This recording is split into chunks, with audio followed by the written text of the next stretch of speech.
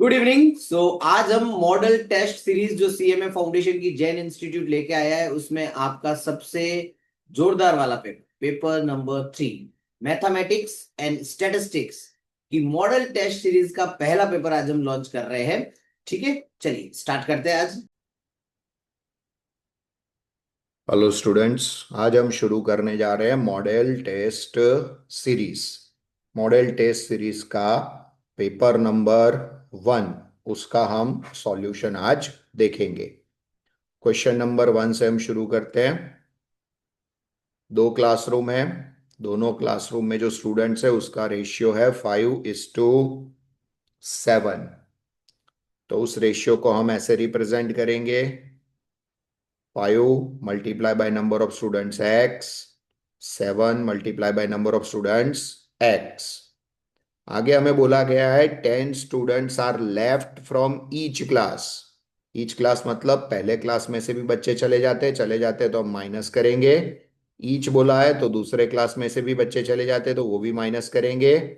और जो remaining students का रेशियो है वो है 4:6। रेशियो को हम डिवीजन फॉर्म में लिख सकते हैं। और जब हम क्रॉस मल्टीप्लिकेशन करेंगे यहाँ पे तो 6 मल्टीप्लाई में जाएगा 5x-10 के साथ। 4 के साथ मल्टीप्लाई में आएगा 7x-10। अगर हम इस इक्वेशन को सॉल्व करेंगे तो x की वैल्यू हमें मिलेगी 10। लेकिन ये हमारा आंसर नहीं है। हमारा पहला क्लासरूम है उसमें नंबर ऑफ स्टूडेंट्स होंगे 5x। सो 5 10 50। और जो हमारा दूसरा क्लासरूम है वहां पे 7x है स्टूडेंट। सो 7 × 10 70। सो फर्स्ट क्वेश्चन का आंसर रहेगा डी, 50 और 70। दूसरे क्वेश्चन में हमें बोला गया है कि दो ऐसे नंबर्स जिनका मीन प्रोपोर्शनल 18 हो रहा हो। मीन प्रोपोर्शनल मतलब हम ज्योमेट्रिक मीन कह सकते हैं। तो हम यहाँ पे मीन प्रोपोर्शनल के लिए ट्रायल एंड एरर मेथड लगाएंगे। सबसे पहले मैं ऑप्शन ए के लिए चेक कर रहा हूँ। ऑप्शन ए में मेरे पास दो डिजिट है 9 and 36। मैं इसका ज्योमेट्रिक मीन निकाल रहा हूँ। यहाँ पे 9 मल्टीप्लाई बाय 36। तो आपको कैलसी यूज करना है। 36 मल्टीप्लाई बाय जब आप 9 करोगे तो कितना आएगा? 324 आएगा। 324 का अंडर रूट जैसे ही निकालोगे आप तो एग्जैक्ट 18 आ जाएगा। मतलब यहाँ पे ये जो मेरा पहला वाला वैल्यू है वही मेरा आंसर है, वो मुझे पता चल गया है। लेकिन सर ये थर्ड प्रोपोर्शनल की बात भी तो की गई है। तो चलो थर्ड प्रोपोर्शनल की बात करते हैं। 9 36 नंबर्स को देखेंगे तो 9 मल्टीप्लाई बाय 4 करके 36 आएगा। और थर्ड प्रोपोर्शनल के लिए 36 को भी 4 से मल्टीप्लाई करके देखो, यही वाले डिजिट से। 36 4 सा क्या होगा? 144 होगा। मतलब यहाँ पे ये दूसरी कंडीशन भी सेटिस्फाई हो रही है। So my answer is 9 and 36। Next question बोला गया है, फिर से एक बार देखो, मीन प्रोपोर्शनल बोला गया है। तो मीन प्रोपोर्शनल में क्या करेंगे? हम अगेन ज्योमेट्रिक मीन निकालेंगे। दो डिजिट है, 0.20 है और 0.05 है। इन दोनों को मल्टीप्लाई करेंगे। 0.20 को कैल्सियम में मल्टीप्लाई करो 0.05 से तो आपको मिलेगा 0.01। और 0.01 का अंडर रूट जब आप निकालोगे तो आंसर आएगा ए, 0.1। नेक्स्ट वाला सम सॉल्व करेंगे। नेक्स्ट वाले सम में हमें बोला गया है दो नंबर्स का रेशियो क्या है? 5:7 है। और उसका सम सम माने टोटल है 192। तो पहला नंबर होगा 5x, दूसरा नंबर होगा 7x। टोटल है 192। 5 + 7 12x इज इक्वल टू 192। कैलसी में टाइप करो 192 डिवाइडेड बाय 12। तो हमें x की वैल्यू क्या मिलेगी? 16 मिलेगी, लेकिन वो हमारा आंसर नहीं है। हमें पूछा है ग्रेटर नंबर हमारा 7x है। तो हम कैलसी में टाइप करेंगे 7 × 16। Correct answer is 112। क्वेश्चन को ध्यान से पढ़ने का हमेशा, उसके बाद उसका सॉल्यूशन करने का, जल्दबाजी नहीं होनी चाहिए। नेक्स्ट क्वेश्चन है, हमें बोला गया है effective rate of interest find करने को बोला गया है। इफेक्टिव रेट ऑफ इंटरेस्ट की फॉर्मूला क्या होती है? फॉर्मूला होती है 1+R/m⁻m−1। तो यहाँ पे मैं लिखूंगा 1। आर माने rate of interest. What is rate of interest? 0.06। बोला है कंपाउंडेड मंथली। मंथली मतलब क्या? एवरी मंथ इंटरेस्ट कैलकुलेट होगा। तो साल में कितनी बार होगा? 12 बार इंटरेस्ट कैलकुलेट होगा। सो एम की वैल्यू होगी 12। यहाँ पे हम रखेंगे 12 - 1। तो यहाँ पे हम जब इस इक्वेशन को सॉल्व करेंगे, ठीक है, तो कैसे सॉल्व करेंगे चलो देख लेते हैं। 0.06 उसको डिवाइड बाय 12 करो। पहले 0.06 को डिवाइड बाय 12 करोगे तो क्या आएगा? 0.005। उसका 12 पावर -1। तो यहाँ पे पहले 1 को 0.005 में ऐड करो तो ये होगा 1.005। उसका कैल्सी में 12 पावर करो और उसमें से 1 माइनस करोगे, आंसर आएगा 0.0616। और जब हम इसे 100 से मल्टीप्लाई करेंगे तो हमें परसेंटेज में रेट मिलेगा। Percentage rate is 6.16%। चेक करो 6.16% वाला ऑप्शन है कहीं पे? Yes, option B, that is the correct answer. Next वाला क्वेश्चन ध्यान से देखते हैं। नेक्स्ट वाले क्वेश्चन में क्या लिखा है? एक इंसान ने 5,000 रुपये 2 साल के लिए बोरो किए 4% रेट ऑफ इंटरेस्ट पे, सिंपल इंटरेस्ट है, और पैसा लेते ही उसने तुरंत किसी और को उधार दे दिए, लैंड कर दिए किसी और पर्सन को, रेट ऑफ इंटरेस्ट बढ़ा के 6.25% rate of interest, number of years are same. हमें बोला गया फाइंड द गेन। गेन मतलब उसको कितना प्रॉफिट हुआ। तो सबसे पहले तो वो कितना पैसा चुकाएगा? 4% चुकाएगा। और वो कितना पैसा कमाएगा? 6.25 कमाने वाला है इस प्रोसेस में से। सो उसका गेन होगा 2.25%। उसका गेन जो रहेगा 2.25%। तो हमें 5,000 रुपीज की जो लोन है उसको 2.25% से मल्टीप्लाई करना है। 5,000 इंटू 2.25%। तो उसका प्रॉफिट कितना होगा? 112 रुपये 50 पैसे का वो प्रॉफिट कमाएगा। Answer is a. इसके बाद नेक्स्ट क्वेश्चन में बोला है 3 टर्म्स है। 3 टर्म्स में जीपी है 125। प्रोडक्ट बोला है। प्रोडक्ट मतलब हम 3 टर्म्स को मल्टीप्लाई करेंगे। मैं पहली टर्म एज्यूम कर रहा हूं A/R, दूसरी टर्म होगी ए, तीसरी टर्म हम एज्यूम कर सकते हैं AR, और जीपी है 125। यहां से RR कैंसल, ए का क्यूब, और 125 होता है 5 का क्यूब, क्यूब दोनों साइड से कैंसल। सो इसका मतलब मिडल टर्म ए की वैल्यू क्या होगी? ए की वैल्यू होगी 5। नेक्स्ट वाला क्वेश्चन। नेक्स्ट वाले क्वेश्चन में ये बोला गया है कि एक कार है, 5 घंटे में 100 किलोमीटर का ट्रैवल करती है। तो 90 किलोमीटर का डिस्टेंस ट्रैवल करने में उसको कितना टाइम लगेगा? तो 100 किलोमीटर का डिस्टेंस ट्रैवल करने के लिए अगर 5 घंटे लगते हैं, तो 90 किलोमीटर का डिस्टेंस ट्रैवल करने के लिए कितना टाइम लगेगा? तो इसका कैलकुलेशन सिंपल फॉर्मूला से कर सकते हैं। 90 मल्टीप्लाई बाय 5 डिवाइड बाय 100। तो आंसर आएगा 4.5। मतलब 4.5 घंटे में वो इंसान अपनी कार से ये डिस्टेंस ट्रैवल कर सकता है। नेक्स्ट वाला क्वेश्चन ध्यान से पढ़ेंगे।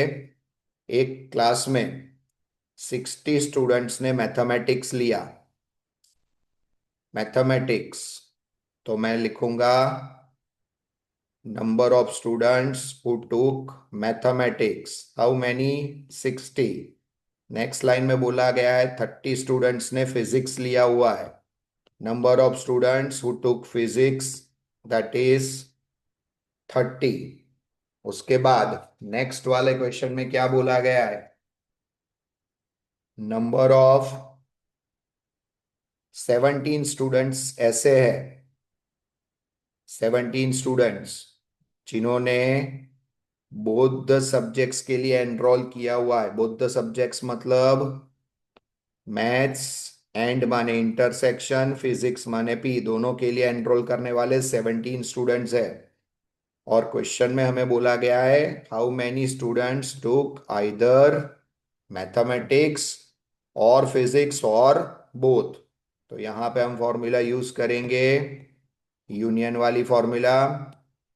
तो फॉर्मूला में आएगा number of mathematics students plus number of physics students minus number of students who take both the subjects. तो यहाँ पे हम वैल्यू एंटर करेंगे 60 प्लस 30 माइनस 17, 90 माइनस 17 करो कैलसी में, आंसर आएगा 73। सो सी 73 इज द करेक्ट आंसर। ये वाला सम जो है सम नंबर 10, वो हम कई तरीके से सॉल्व कर सकते हैं। तो ये वाला सम सॉल्व करने के लिए हम क्या करेंगे, यहाँ पे ध्यान से हम वेन डायग्राम टेक्निक का यूज करेंगे। ये पहला सर्कल मैंने इंग्लिश के लिए ड्रॉ किया। इंग्लिश वाले कितने बच्चे हैं, 30 स्टूडेंट्स हैं। ये दूसरा सर्कल मैं मैथ्स वाले बच्चों के लिए ड्रॉ कर रहा हूं। मैथ्स वाले कितने बच्चे हैं, 25 स्टूडेंट्स हैं। और 15 स्टूडेंट्स जो है, 15 बोथ, बोथ माने दोनों सब्जेक्ट में पास होने वाले, दोनों मतलब ये दोनों सर्कल जहां पे कंबाइंड होते हैं वो वाले, ये 15 स्टूडेंट्स। क्वेश्चन में बोला है how many students passed in English only but not in maths.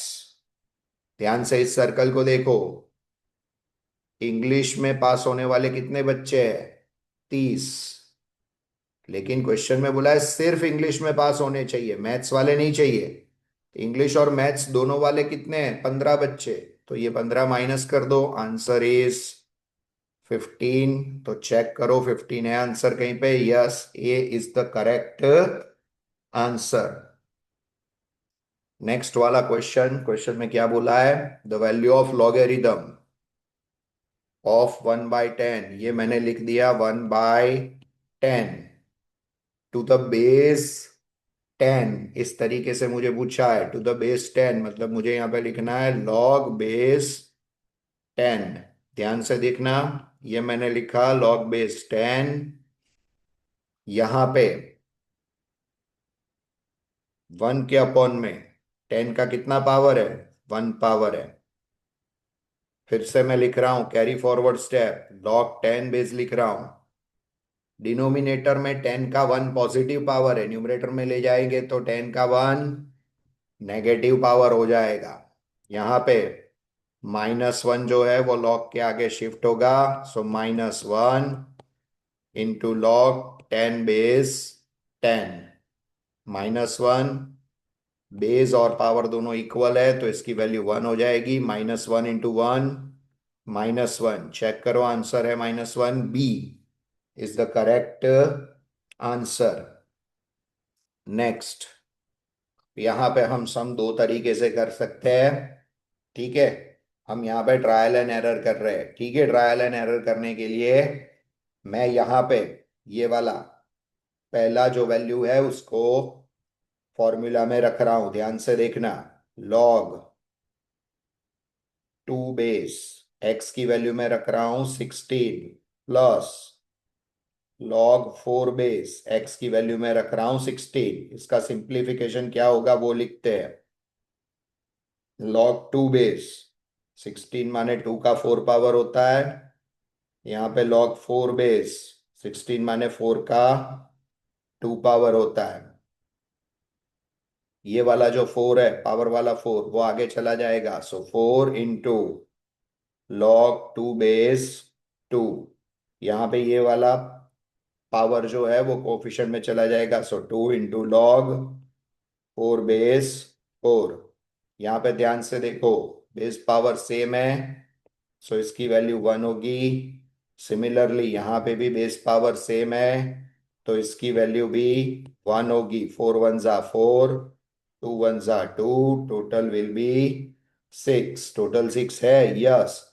तो मैंने 16 को आंसर एज्यूम करा, तो तुरंत ही मुझे ये आंसर दिख गया, ये वैल्यू मिल गई। सो 16 इज द करेक्ट आंसर।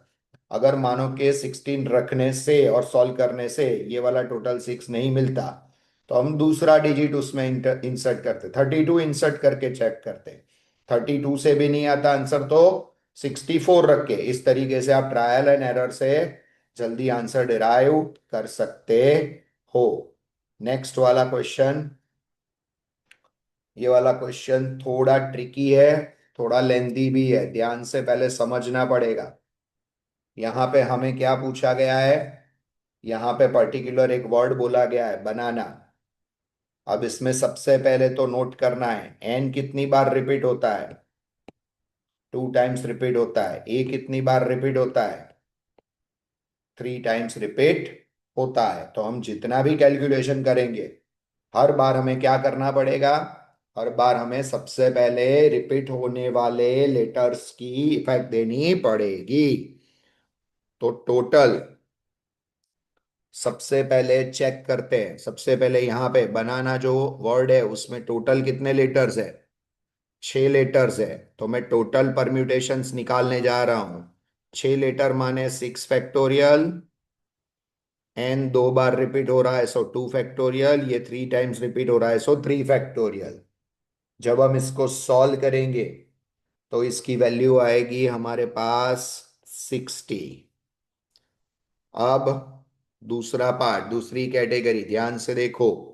यहाँ पे हमारे पास 6 लेटर्स है, 6 लेटर्स में से हम इसको 2 पार्ट में सेपरेट कर देंगे, एन और एन।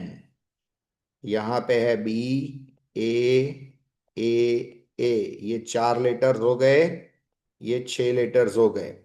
क्वेश्चन पढ़ो, दोनों एन जो है वो साथ में नहीं आने चाहिए, नॉट टुगेदर पूछा है। नॉट टुगेदर की इफेक्ट देने के लिए पहले टुगेदर की इफेक्ट देनी पड़ती है। तो मैं पहले उनको साथ में रख के कैलकुलेट करूंगा। जिन दोनों को साथ में रखना है उसके लिए 1 एज्यूम करेंगे हम यहाँ पे। ये 4 है, ये एक और लेटर जुड़ा। तो जब अगर हम दोनों एन को साथ में रखें तो हमें कितने परम्यूटेशंस मिलेंगे वो हम कैलकुलेट कर रहे हैं, ध्यान से देखना। ये 4 और ये 1, 4 + 1 5 फैक्टोरियल होगा, डिवाइडेड बाय, ध्यान से देखो, basic rule, n 2 times repeat, a 3 times repeat. तो यहाँ पे डिवाइडेड बाय, एन के लिए 2 फैक्टोरियल रखेंगे, ए के लिए 3 फैक्टोरियल रखेंगे। इसको सॉल्व करेंगे तो हमें, सॉरी, अभी न्यूमरेटर में एक और चीज रखनी पड़ेगी। ये जो 1 है, ये 1 में एन 2 बार रिपीट हो रहा है, तो इसका 2 फैक्टोरियल की इफेक्ट यहाँ पे देनी पड़ेगी। 4 + 1 5 फैक्टोरियल। और एन वाले दोनों एन को हम आगे पीछे 2 तरीके से रिप्रेजेंट कर सकते हैं। तो 2 फैक्टोरियल, 2 फैक्टोरियल 2 फैक्टोरियल कट हो जाएगा। तो जब इसको हम सॉल्व करेंगे तो इसका सॉल्यूशन आएगा 20। और अब हमें क्वेश्चन में जो पूछा है उसकी ओर जाएंगे। अगर दोनों एन नॉट टुगेदर बोला है, दोनों एन नॉट टुगेदर मतलब क्या, टोटल परम्यूटेशन कितने थे, 60, और उसमें से टुगेदर एडजस्ट हो ऐसे परम्यूटेशंस कितने मिले, 20, उसे माइनस कर दे तो बाकी जो बचेंगे वो कैसे होंगे, नॉट टुगेदर वाले परम्यूटेशन, दैट इज 40। तो चेक करो क्या 40 है आंसर में, यस 40 है आंसर में, A is the correct answer. Next वाला क्वेश्चन ध्यान से देखते हैं। 20 स्टेशन है एक रेलवे लाइन पे, ठीक है, हमें सिंगल टिकट लेनी है। पैसेंजर को एक स्टेशन से दूसरे स्टेशन की ओर जाना है। तो कितनी टिकट्स हम निकलवा सकते हैं? तो सबसे पहले तो 20 स्टेशन में से हर बार 2 स्टेशन की जोड़ी बनेगी। कोई भी 2 स्टेशन सिलेक्ट करने पड़ेंगे। कहां से कहां तक जाना है वो पैसेंजर को सिलेक्ट करना पड़ेगा। सो 20C2। तो 20C2 जैसे आप कैलकुलेट करोगे तो 20C2 की वैल्यू क्या आएगी? 20 × 19 ÷ 2 × 1, दैट इज 190। लेकिन रुक जाओ, ये आंसर नहीं है। क्यों ये आंसर नहीं है? ध्यान से समझो। मानो कि दो स्टेशन सिलेक्ट हुए वो ए एंड बी है, तो ticket from A to B भी निकाली जा सकती है और फ्रॉम बी टू ए भी निकाली जा सकती है। इसका मतलब हर एक टिकट को दो तरीके से प्रिंट किया जा सकता है। सो 190 × 2, टोटल हम कितने तरीकों से टिकट को प्रिंट करवा सकते हैं? 380 तरीकों से हम पर्टिकुलरली इन टिकट्स को प्रिंट करवा सकते हैं। नेक्स्ट वाला क्वेश्चन ध्यान से देखते हैं। टोटल 7 क्वेश्चन है एग्जाम में और उसमें से 2 डिफिकल्ट है। चलो माना 7 में से 2 डिफिकल्ट है, इसका मतलब बाकी के 5 जो है वो स्टूडेंट के लिए इजी है। क्वेश्चन में ये लिखा है कि स्टूडेंट को 4 क्वेश्चन सिलेक्ट करने हैं और ऐसे सिलेक्ट करने के 2 डिफिकल्ट क्वेश्चन को तो एक्सक्लूड ही करेगा वो। तो ये 2 को तो वो चुनेगा ही नहीं। इसका मतलब उसको जो 4 के आंसर देने हैं वो इन 5 में से देगा।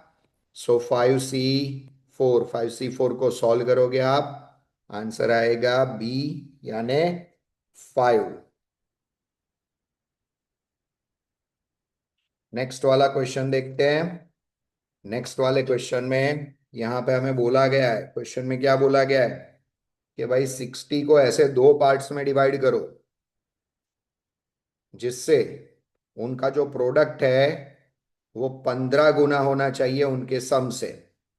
ठीक है, तो चलो हम यहाँ पे ट्रायल एंड एरर लेते हैं। पहले हम देखते हैं ए के लिए, ए आंसर हो सकता है या नहीं हो सकता वो हम देखते हैं।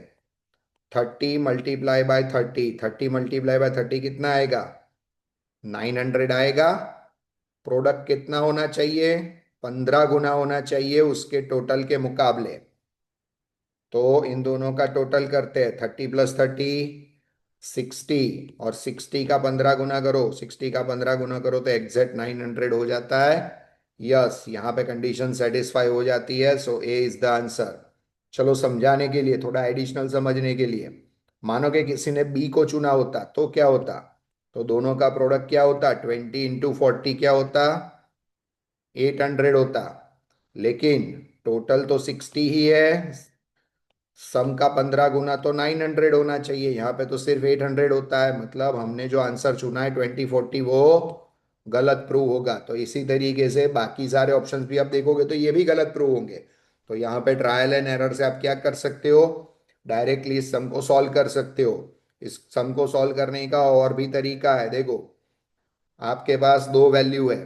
पहली वैल्यू को मैं x सपोज करूंगा, तो दूसरी वैल्यू ऑटोमेटिकली 60 - x होगी। ठीक है, अब इन दोनों का प्रोडक्ट कितना होना चाहिए? इन दोनों का प्रोडक्ट होना चाहिए 15 गुना, और उन दोनों के टोटल के मुकाबले दोनों डिजिट का टोटल तो 60 ही रहेगा, क्योंकि हम 60 को ही डिवाइड कर रहे हैं। So total will be 60। तो यहाँ पे 60x - x² = 900। तो यहाँ पे 0, ये 900 राइट साइड पे, ये जो -x² है उसे मैं अपोजिट साइड ले जाता हूं तो होगा +x²। फिर यहाँ पे +60x को मैं अपोजिट साइड ले जाऊंगा तो -60x। अगर आप इस इक्वेशन को सॉल्व करोगे तो इक्वेशन को सॉल्व करने के बाद भी आपको आंसर वही मिलेंगे, 30 & 30। That is also another way of solving the problem. Next question में क्या बोला गया है? हमें बोला गया है डिस्क्रिमिनंट कैलकुलेट करके दिखाओ। डिस्क्रिमिनंट कैसे कैलकुलेट करेंगे? तो पहले हम इक्वेशन को कंपेयर करेंगे। ax² + bx + c = 0 के साथ। एक्स स्क्वायर के साथ जो होता है उसे ए कहा जाएगा। तो इक्वेशन में देखो एक्स स्क्वायर के साथ क्या है, एक्स स्क्वायर के साथ है 4, तो ए की वैल्यू आएगी 4। एक्स के साथ जो होता है उसे बी कहा जाता है, तो बी की वैल्यू है -5। और जो कांस्टेंट वैल्यू होती है, मतलब कि जो किसी भी वेरिएबल के साथ ना जुड़ी हुई वैल्यू, इसे हम सी कहेंगे। सी की वैल्यू है -3। डिस्क्रिमिनेंट की फॉर्मूला है b² -4ac। तो वैल्यू पुट करते हैं, -5 का स्क्वायर, ये 4, ए की वैल्यू 4 और सी की वैल्यू -3, ये 25 होगा, माइनस माइनस प्लस, इन दोनों को मल्टीप्लाई करते हैं, 4 4 जा 16, 3 जा 48, 25 में 48 ऐड करो 73। Yes, 73 is there, that is the correct answer, C. Next वाला ऑप्शन है, सॉरी नेक्स्ट वाला क्वेश्चन है, 10 लैंप्स है रूम में। हर एक लैंप को जलाने के लिए इंडिपेंडेंट अलग से स्विच दी गई है, और हमें इस हॉल को इल्यूमिनेट करना है। राइट, मतलब रूम में कितने तरीकों से हम लाइट कर सकते हैं। तो रूम में लाइट करने के कितने तरीके होंगे। अगर सिर्फ एक बल्ब जलाया जाए तो भी लाइट होगी, दो बल्ब जलाए जाए तो भी लाइट होगी, और इसी तरीके से सोते सोते 10 के 10 बल्ब जलाए जाए तो भी लाइट तो डेफिनेटली होने वाली है हॉल में। तो हॉल में लाइट करने के टोटल तरीकों को हमें कैलकुलेट करने के लिए यहाँ पे 1 और मोर वाले ऑप्शन में जाना पड़ेगा, और 1 और मोर वाले ऑप्शन के लिए फॉर्मूला है 2n-1। टोटल हमारे पास 10 बल्ब है, सो 1024 में से 1 माइनस करो, आंसर आएगा 1023। Option is C. नेक्स्ट वाला क्वेश्चन, अगर सी एक्स को हम कॉस्ट फंक्शन बोले और आर एक्स को हम रेवेन्यू फंक्शन बोले, तो ब्रेक इवन पॉइंट जो है उसकी फॉर्मूला क्या होगी। ब्रेक इवन पॉइंट की फॉर्मूला होगी ए। ब्रेक इवन किसे कहते हैं, जब कॉस्ट और रेवेन्यू दोनों इक्वल हो तब उसे कहा जाता है ब्रेक इवन पॉइंट। नेक्स्ट वाले क्वेश्चन में बोला गया है प्रॉफिट फंक्शन कैलकुलेट करके दिखाओ। तो प्रॉफिट फंक्शन की फॉर्मूला है revenue function minus cost function. पहले रेवेन्यू फंक्शन लिखेंगे 20x² -15x -10, फिर कॉस्ट फंक्शन लिखेंगे 5x² -3x +16। यहाँ पे ब्रैकेट ओपन होगा, 20x² -15x -10, यहाँ पे माइनस की साइन है तो दूसरा ब्रैकेट जब ओपन होगा तो सबकी साइन चेंज कर देंगे, -5x² +3x -16, 20x² -5x² that is 15x² -15x +3x that is -12x -10 -16 that is -26. So correct answer is D. Theory based question है, अगेन टाइम के डिफरेंस के बेस पे अगर आप क्लासिफिकेशन करो तो उसे क्या कहा जाता है, तो उसका नाम है टेम्पोरल क्लासिफिकेशन। नेक्स्ट वाला क्वेश्चन है, एक पर्टिकुलर आर्टिकल को बनाने की मैन्युफैक्चरिंग कॉस्ट है 180 रुपया, उसे हमें पाई चार्ट में शो करना है। इलेक्ट्रिसिटी की कॉस्ट 100 डिग्री पे है, तो बाकी कॉस्ट कितनी होगी ये हमें पूछा गया है। तो सबसे पहले हम इलेक्ट्रिसिटी की कॉस्ट कैलकुलेट करते हैं। 180 रुपये में से 100 डिग्री डिफाइन करता है इलेक्ट्रिसिटी की कॉस्ट, और टोटल डिग्री कितनी होती है कोई भी सर्कल की, 360 डिग्री। तो इलेक्ट्रिसिटी की कॉस्ट कितनी होगी, 50 रुपये होगी। लेकिन हमें 50 रुपये नहीं पूछा है, हमें बोला है अदर हेड्स। अदर हेड्स मतलब बाकी की कॉस्ट कितनी, तो भाई टोटल कॉस्ट थी 180 रुपये, उसमें इलेक्ट्रिसिटी का खर्चा आया 50 रुपये, तो बाकी खर्चा कितना, 130 rupees. Answer is a. Correct answer हमारा रहेगा ए। नेक्स्ट क्वेश्चन में क्या पूछा है हमें? हमें बोला गया है बेल शेप्ड फ्रीक्वेंसी कर्व किसके लिए यूज किया जा सकता है? तो भाई इनमें से सभी के लिए, हाइट के लिए भी, मार्क्स के लिए भी, प्रॉफिट के लिए भी। फिर केथ डेसाइल का रैंक, उसके लिए फॉर्मूला क्या होगी? डेसाइल है तो डिवाइड बाय 10 होगा, और केथ डेसाइल है तो आगे के से मल्टीप्लाई करना पड़ेगा। इसका मतलब डेफिनेटली करेक्ट आंसर होगा डी। नेक्स्ट क्वेश्चन में बोला गया है मोड जो है वो कौन सी वैल्यू रिप्रेजेंट करता है? तो मोड वो वैल्यू रिप्रेजेंट करता है विच अकर द मोस्ट फ्रीक्वेंटली, जो सबसे ज्यादा बार अकर होने वाली वैल्यू हो। जैसे ये ऑब्जर्वेशन है 2 5 5 8 6 3 3 3 2, तो ध्यान से देखो सबसे ज्यादा अकर होने वाला डिजिट कौन सा है? 3 है, 3 टाइम्स अकर हो रहा है, सो 3 इज द मोड। इस तरीके से मोड देखा जाता है। नेक्स्ट वाला क्वेश्चन, नेक्स्ट वाले क्वेश्चन में बोला गया है कि हमारे पास 10 ऑब्जर्वेशंस है। 10 ऑब्जर्वेशन माने n = 10 है। फिर बोला है algebraic sum of deviation, sum of deviation को सिग्मा डी कहते हैं। सिग्मा डी की वैल्यू कितनी है? -14 है। और अरिथमेटिक मीन है 7.6। अरिथमेटिक मीन माने एक्स बार इज 7.6। हमें कांस्टेंट की वैल्यू सी को फाइंड करने को बोला गया है। एक फॉर्मूला ऐसी आपने हमेशा यूज की हुई है, a plus sigma d upon n. बस इसी फॉर्मूला में बदल के ए की जगह क्या लिखा गया है? सी लिखा गया है। तो फॉर्मूला में बस इतना सा चेंज। एक्स बार कितना है? 7.6। सी की वैल्यू हमें लिखनी है, कैलकुलेट करके दिखानी है। ये 14 है माइनस, और ये वैल्यू है 10। सॉल्यूशन कर लेते हैं। ये 7.6 is equal to C, plus minus minus, ये डिवीजन है 1.4, -1.4 अपोजिट साइड जाके ऐड होगा। 7.6 में 1.4 ऐड होके 9 होगा। सो कांस्टेंट की वैल्यू 9 होनी चाहिए।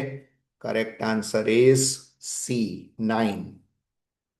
नेक्स्ट वाले क्वेश्चन में सम नंबर 27 में क्या पूछा गया है हमें?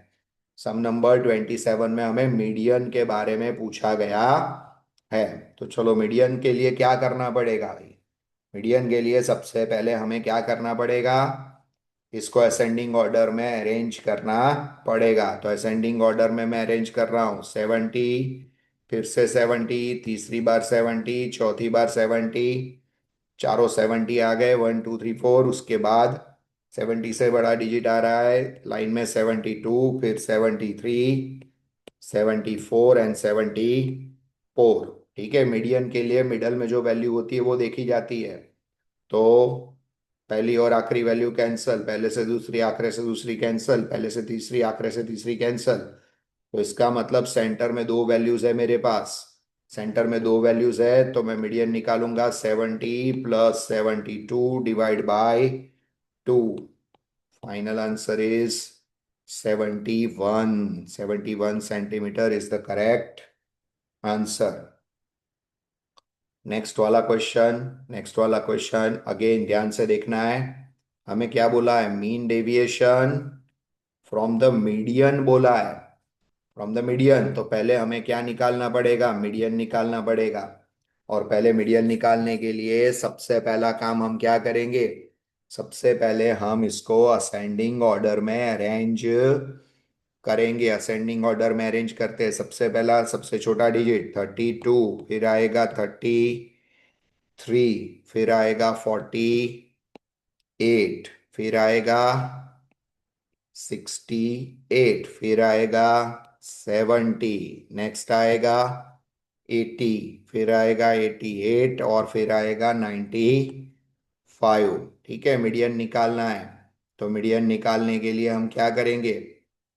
मीडियन निकालने के लिए सबसे पहले हम स्टार्टिंग और एंड की वैल्यू को कट करेंगे, स्टार्टिंग से सेकंड, एंड से सेकंड, स्टार्टिंग से थर्ड, एंड से थर्ड को कैंसिल करेंगे।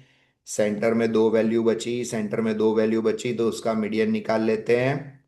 68 plus 70 divide by 2, so median is 69। ये हमें मीडियन मिला है, ठीक है।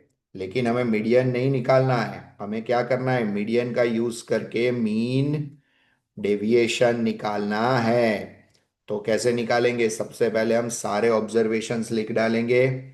ऑब्जर्वेशन क्वेश्चन में दिए है, मैं उसी फॉर्म में लिख रहा हूँ। 95, फिर 33, 88, 68, 32, 80, 48 एंड 70। हम ऑब्जर्वेशन में से मीडियन को माइनस करेंगे। 95 में से हम 69 को माइनस करेंगे, कितना आएगा, 26। सिमिलरली 33 में से जब हम 69 को माइनस करेंगे तो कितना आएगा, -36। 88 में से 69 माइनस करेंगे, 19। यहाँ पे आएगा -1। 32 में से माइनस करो, -37। 80 में से माइनस करो तो आएगा 11। यहाँ पे आएगा -21, यहाँ पे +21। डेविएशन निकालने के लिए रूल है, पहले हमें इसे मॉड्यूलस में डालना पड़ेगा। जैसे ही हम मॉड्यूलस में डालेंगे, all negative values will become positive values and positive values will remain positive. Modulus का रूल क्या कहता है, negative becomes positive, positive remains positive. चलो इसका टोटल निकालते हैं। इसका टोटल क्या आएगा, इसका टोटल आएगा 152। और 152 को हम डिवाइड करेंगे नंबर ऑफ ऑब्जर्वेशन से। नंबर ऑफ ऑब्जर्वेशन आर 8, सो 152 को कैलसी में आप डिवाइड करो 8 से, कितना आएगा, आंसर होगा 19। चेक करो क्या 19 आंसर है कहीं पे हमारे ऑप्शंस में। Yes, C 19 is the correct option. Next,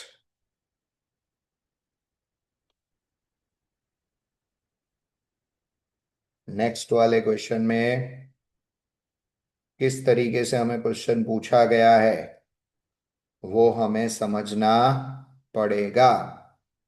dash is the positive square root of dash, ठीक है। स्टैंडर्ड डेविएशन जो है वो स्क्वायर रूट होता है, किसका स्क्वायर रूट होता है, वेरिएंस का स्क्वायर रूट होता है। So answer is B.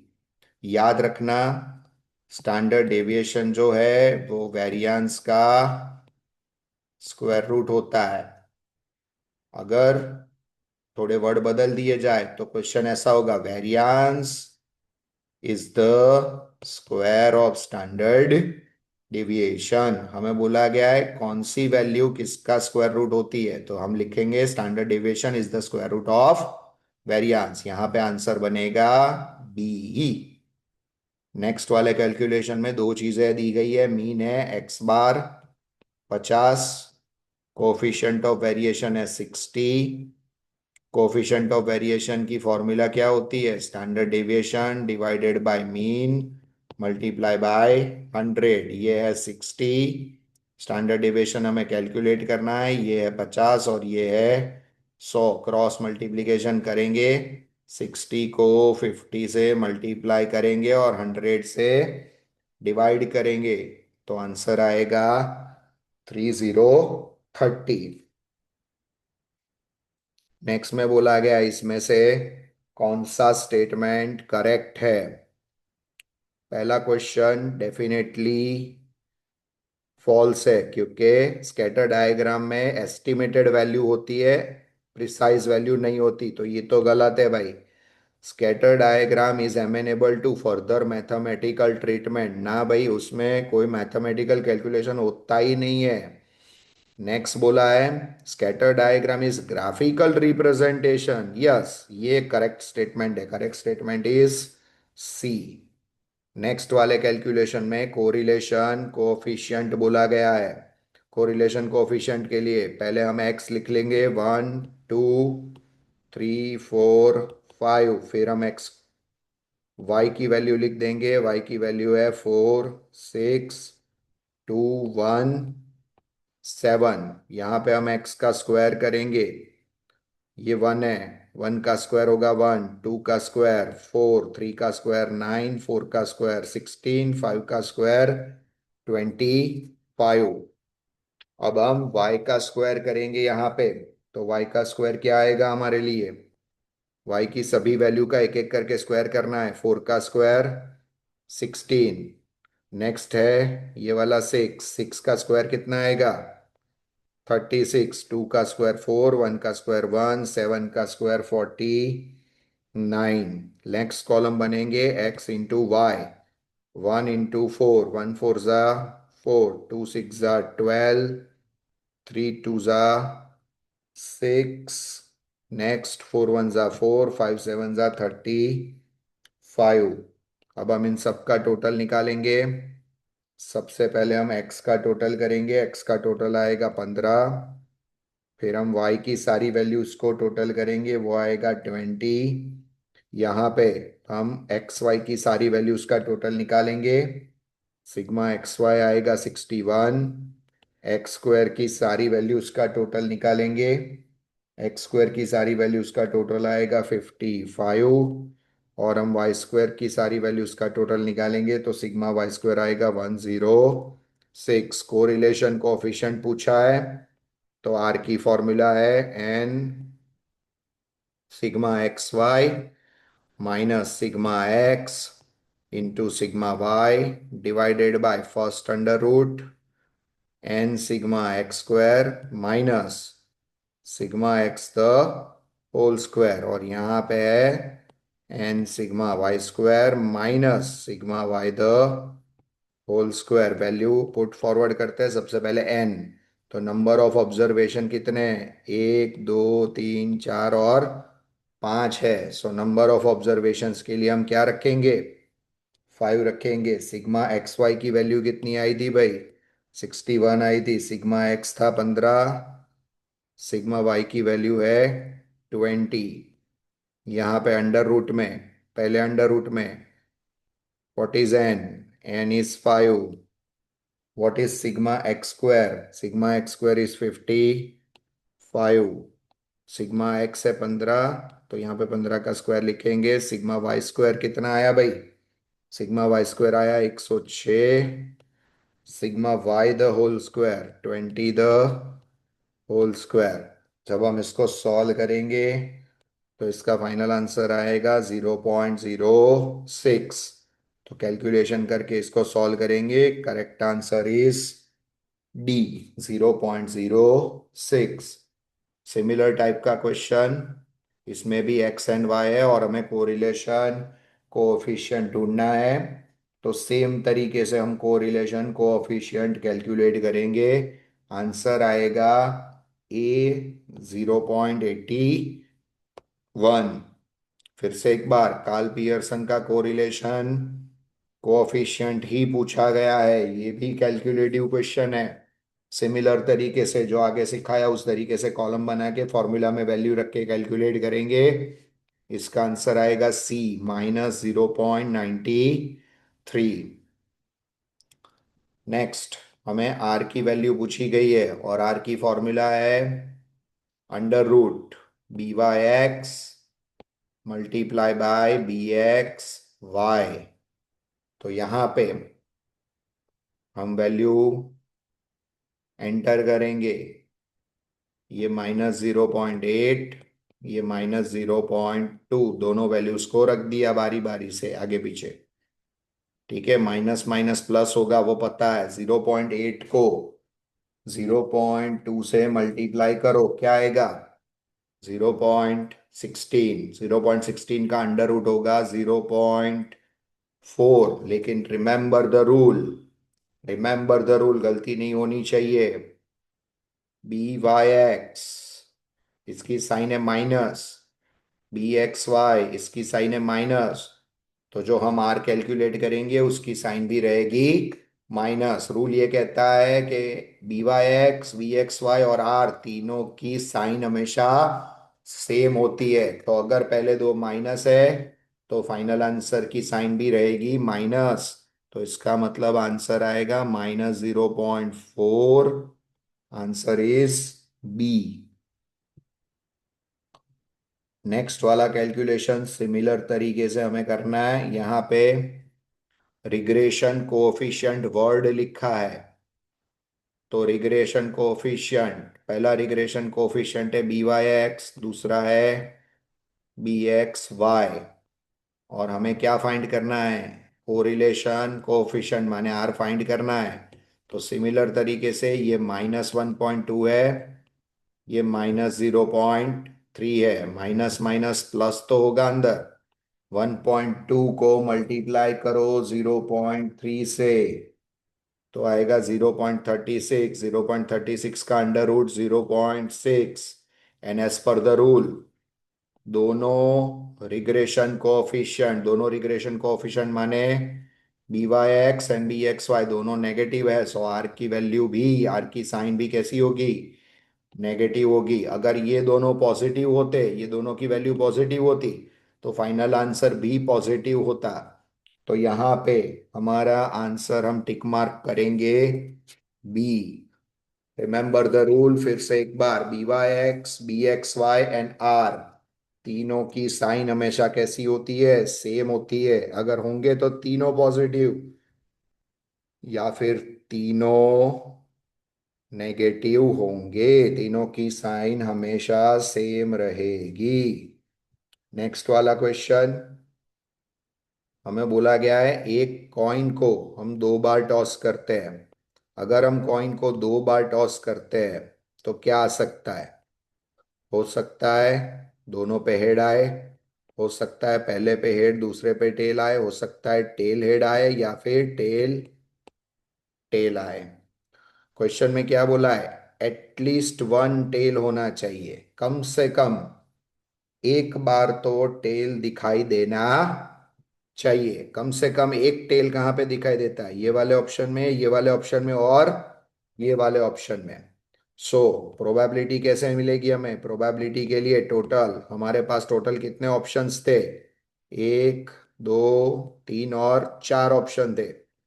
और उसमें से टेल दिखाई देने वाले ऑप्शन कितने हैं? 1, 2 और 3 वाले ऑप्शंस। सो 3 डिवाइड बाय 4, कैलसी में टाइप करो 3 divide by 4, that is 0.75। That is your correct answer. Next वाला क्वेश्चन थोड़ा टिपिकल है, थोड़ा ट्रिकी वाला क्वेश्चन है, ध्यान से समझना है। ए और बी दोनों डिसाइड करते हैं मिलने का 2 से 3 बजे के बीच। 2 से 3 बजे के बीच मतलब 1 आवर में मिलने का डिसाइड करते हैं। 1 आवर में कितने मिनट्स होते हैं? तो मैं यहाँ पे लिख लेता हूँ, 1 घंटे में होते हैं 60 मिनट्स, राइट। फिर वो तय करते हैं कि भाई वो एक दूसरे के लिए 10 मिनट से ज्यादा वेट नहीं करने वाले हैं। एक दूसरे के लिए वो 10 मिनट से ज्यादा वेट नहीं करेंगे।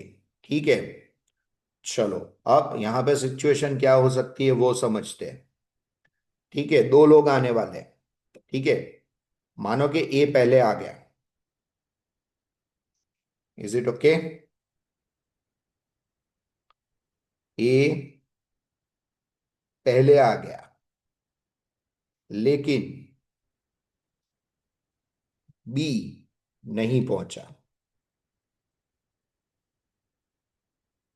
तो सिचुएशन क्या होगी? मिस्टर ए 10 मिनट के लिए वेट करेंगे। 10 मिनट से ज्यादा वेट नहीं करेंगे ये लोग, ध्यान से समझना। ये कितनी देर तक वेट करेंगे? 10 मिनट तक वेट करेंगे। 10 मिनट तक वेट करेंगे तो इसमें मीटिंग ना हो पाने के चांसेस कितने होंगे? ध्यान से समझो, टोटल 60 मिनट, 10 मिनट वेट करके चले जाएंगे। सो बाकी के 50 मिनट ऐसे होंगे जिसमें मीटिंग कैंसल, मतलब मीटिंग नहीं हो पाएगी क्योंकि ए आके चला गया है, उसके बाद बी कभी आता है। सो मीटिंग ना होने के चांस ए की साइड से कितने होंगे? 5/50। 6।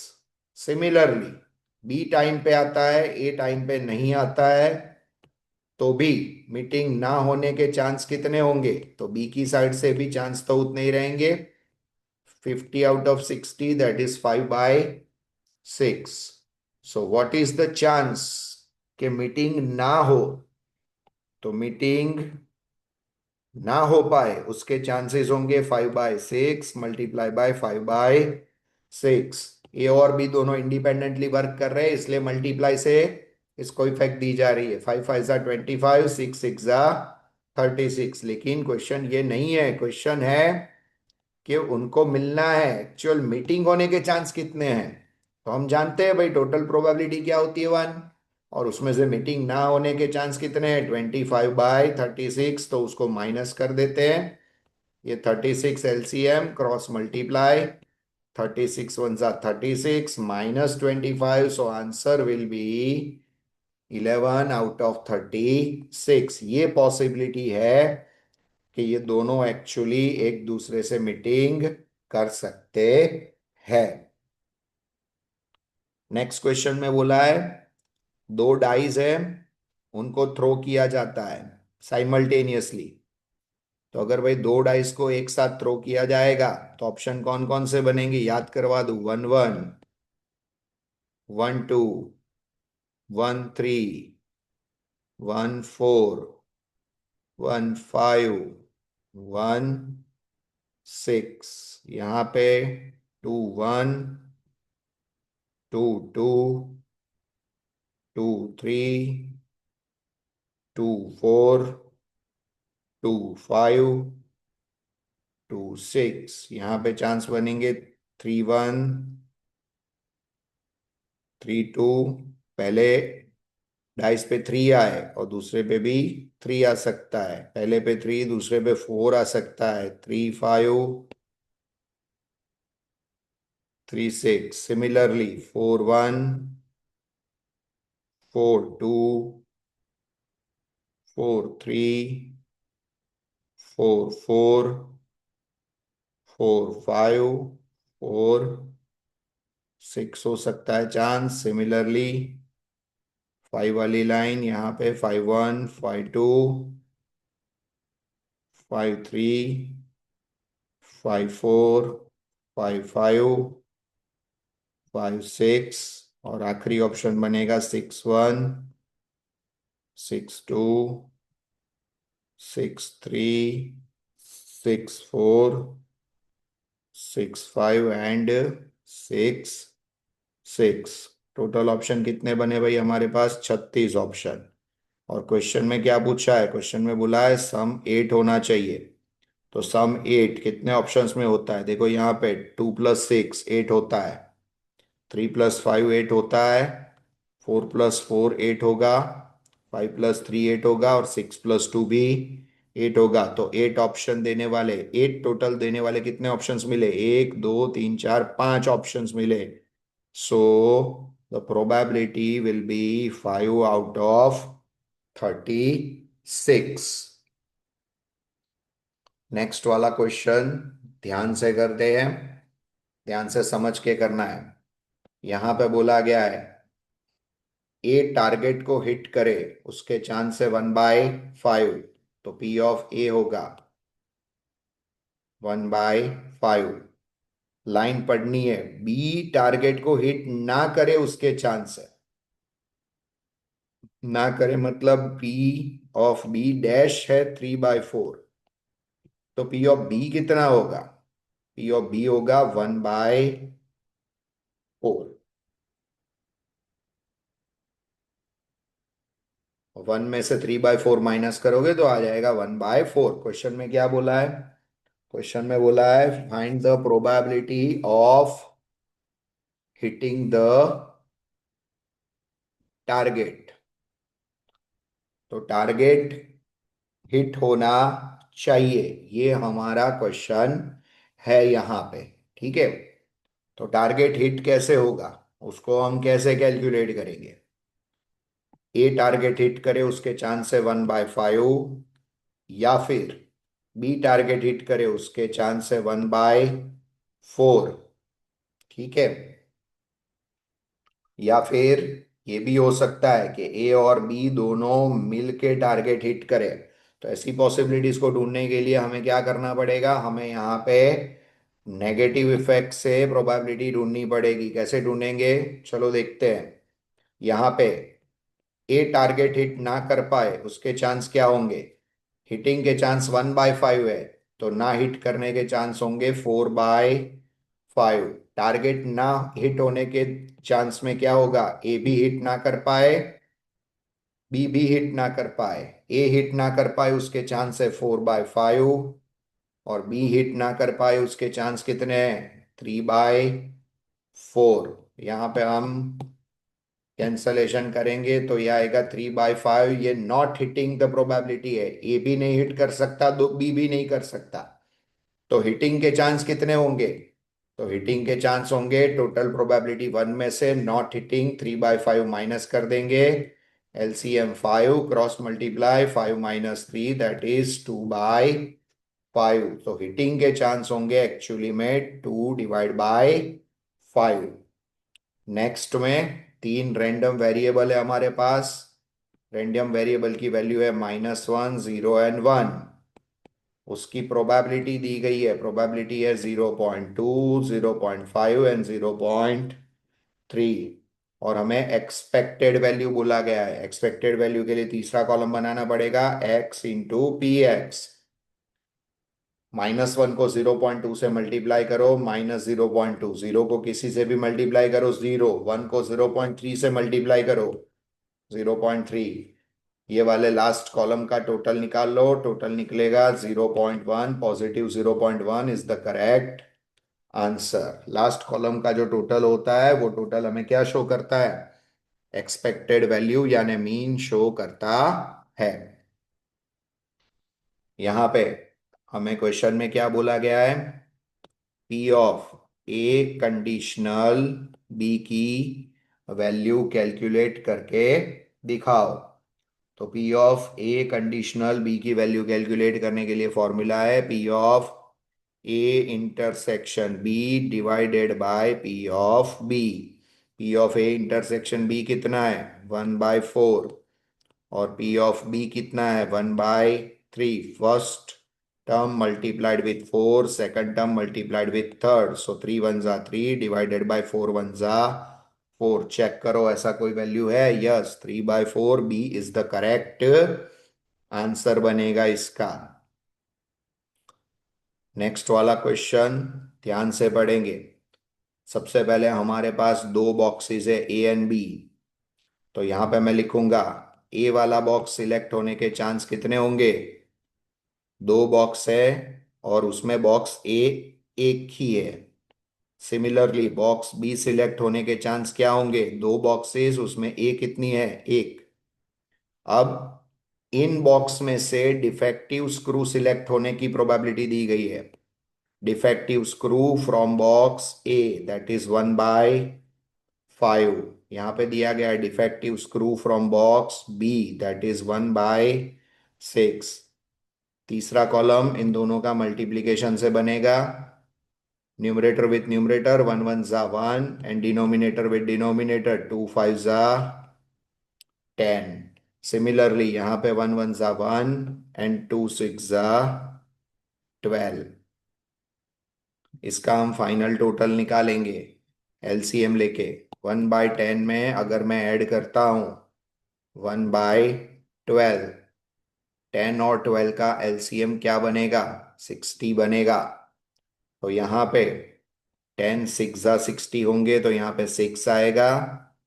यहाँ पे 12 5 जा होंगे तो यहाँ पे 5 आएगा।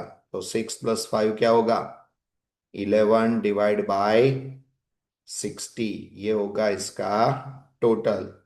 टोटल करने के बाद क्वेश्चन फिर से पढ़ने का, क्वेश्चन फिर से पढ़ेंगे। यहाँ पे बोला गया है कि जो प्रोडक्ट हम सिलेक्ट करते हैं वो प्रोडक्ट डिफेक्टिव है और वो कहाँ से आनी चाहिए, बॉक्स ए में से आनी चाहिए।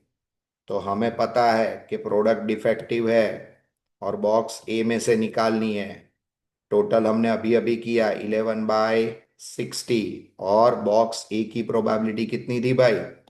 बॉक्स ए की प्रोबेबिलिटी आई थी हमारी 1/10। फिर से वही process, first digit with fourth, second with third. तो यहाँ पे 1 × 60, यहाँ पे 10 × 11, 0 0 cut. Final answer will be 6/11। 6/11 वाला ऑप्शन अवेलेबल है? यस, डेफिनेटली अवेलेबल है। ये हमने क्या यूज किया? तो ध्यान से, ये हमने बेस थियरम यूज करके इसको सॉल्व किया हुआ है। ध्यान से इस चीज नोटिस पे आ जानी चाहिए यहाँ पे।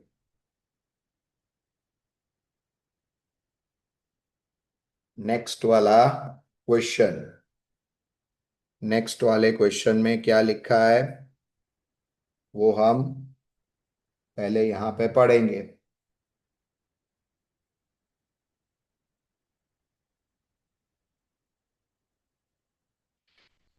ध्यान से लाइन को पहले पढ़ेंगे।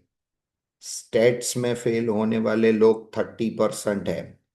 सो प्रोबेबिलिटी ऑफ स्टेट्स 30% माने 0.3। 35% लोग मैथमेटिक्स में फेल होते हैं। Probability in mathematics that is 0.35। 45% बच्चे फेल होते हैं at least one of the subject में। एटलीस्ट वन का मतलब होता है यूनियन, दैट इज 0.45। तो सबसे पहले हम क्या निकालेंगे? सबसे पहले हम P of S union M वाली फॉर्मूला यूज करेंगे। A यूनियन B की एक फॉर्मूला होती थी, P of A plus P of B minus P of A intersection B। तो यहां पे हम यूनियन वाली फॉर्मूला निकालेंगे, P of S plus P of M minus P of S intersection M। ये है 0.45, ये है 0.3, ये है 0.35 और ये हमें कैलकुलेट करना है। इंटरसेक्शन माने बोथ। ये वाली टर्म माइनस है, अपोजिट साइड जाएगी, पॉजिटिव हो जाएगी। और 0.45 जो लेफ्ट साइड में पॉजिटिव है वो राइट साइड में जाके नेगेटिव हो जाएगा। चलो मैथमेटिकली इसको हम सॉल्व करेंगे तो ये आएगा 0.2। लेकिन ये आंसर नहीं है।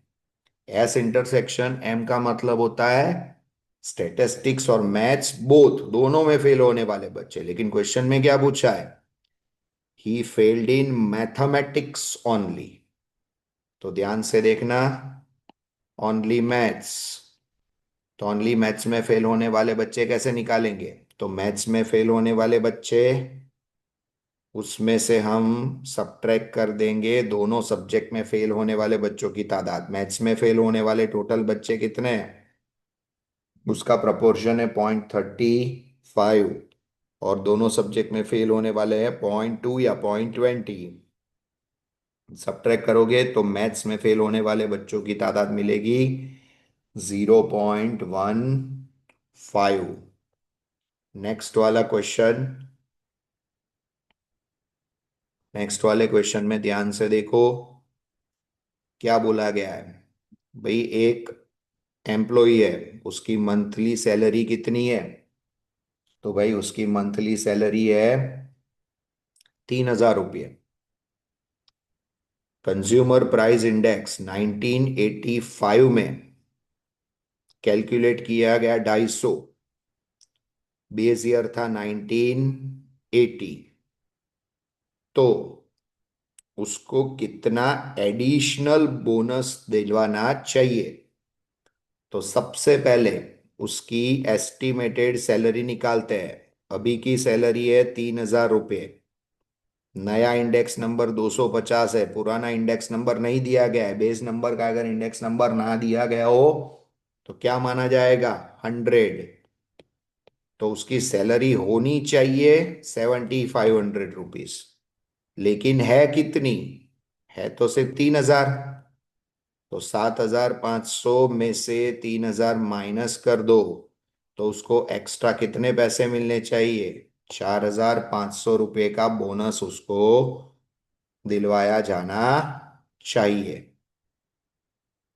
नेक्स्ट वाला क्वेश्चन ध्यान से पढ़ो। नेक्स्ट वाले क्वेश्चन में क्या पूछा गया है? साल 2000 में एक एम्प्लॉय की सैलरी 10,000 होती थी। 2013 में ये सैलरी इंक्रीज होके कितनी हो गई? 20,000 हो गई। बोला यह गया है कि साल 2000 के मुकाबले जो बेस ईयर था उसके मुकाबले 2013 में इंडेक्स नंबर कितना? इंडेक्स नंबर है 240। तो इंडेक्स नंबर 240 के हिसाब से उसकी एक्चुअल सैलरी क्या होनी चाहिए? तो हमने अभी अभी सीखा एक्चुअल सैलरी के लिए पुरानी सैलरी क्या होती थी भाई? 10,000। नया इंडेक्स नंबर कितना? 240। और बेस ईयर का इंडेक्स नंबर हमेशा होता है 100। तो उसकी एक्चुअल सैलरी होनी चाहिए 24,000 रुपये। एक्चुअल सैलरी की आंसर है 24,000 rupees. Answer is C. Next वाला क्वेश्चन ध्यान से पढ़ते हैं।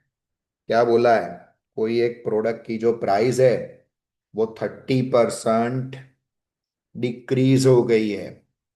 30% डिक्रीज हो गई है तो नया इंडेक्स नंबर क्या होगा? तो बेस टाइम का इंडेक्स नंबर होता है 100। 30 डिक्रीज हुआ तो माइनस करेंगे तो वैल्यू आएगी 70। यहाँ पे इंडेक्स नंबर को बनाने के लिए